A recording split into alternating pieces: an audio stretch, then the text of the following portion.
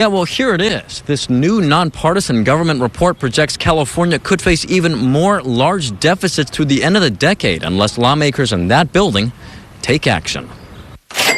Your tax dollars, how the government spends your money, is now top of mind at the state capitol, just weeks after Governor Gavin Newsom announced California faces a $12 billion deficit. But looking ahead, the problem will only get more challenging in the future. California nonpartisan legislative analyst Gabe Pettick and his office just released this report projecting beyond this year's deficit, California will face $10 to $20 billion deficits per year through 2029. A major factor, says Pettick, the state is on pace to spend more money than it takes in. Our revenue growth in the years ahead is lower than the trajectory of our spending growth currently.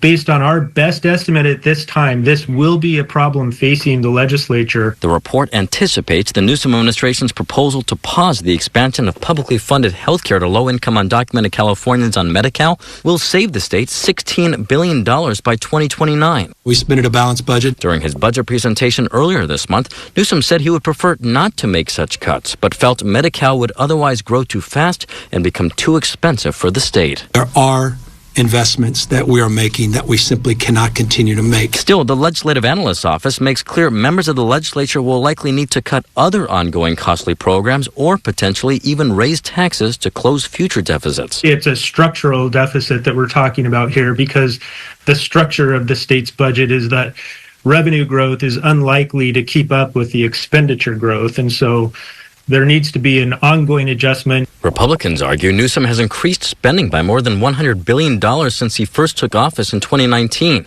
They allege spending is too high, adding Newsom has not done enough to prevent future deficits. Our current budget woes we have known all along, and they are largely of our own making. And as for this year's deficit, legislative leaders and the governor have until June 15th to negotiate his spending proposals and pass a balanced budget. Reporting at the state capitol, Eitan Wallace, 17 News.